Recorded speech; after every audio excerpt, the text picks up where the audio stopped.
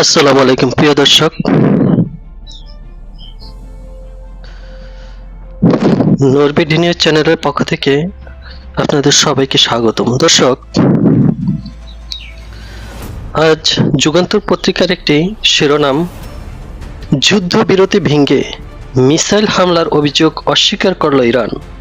ইসরায়েলের প্রতিরক্ষা বাহিনী আইডিএফ দাবি করেছে, যুদ্ধবিরতির পর ইরান থেকে ছোড়া দুটি ব্যালিস্টিক ক্ষেপণাস্ত্র ইসরায়েলের আকাশসীমায় প্রবেশ করেছিল।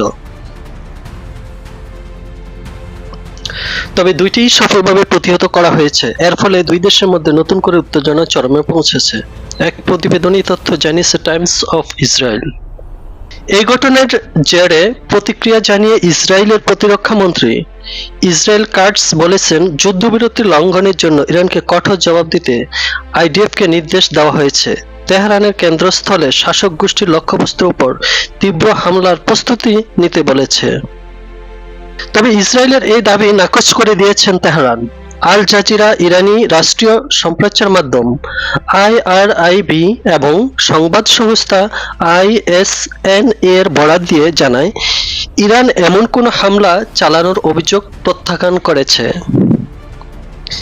তেহরানের দাবি, যুদ্ধবিরতির পর তারা কোনো মিসাইল ছোড়েনি এবং ইসরায়েলের অভিযোগ ভিত্তিহীন। বায়োনাট এই পাল্টাপাল্টি বক্তব্যের মধ্যেই ইসরায়েলি বিভিন্ন গণমাধ্যম জানায়, ইরানি ক্ষেপণাস্ত্র হামলার খবর ছড়ানোর পর ইসরায়েলের উত্তরাঞ্চলে সাইরেন বেজে ওঠে এবং জনগণকে আশ্রয়কেন্দ্রে সরে যেতে বলা হয়।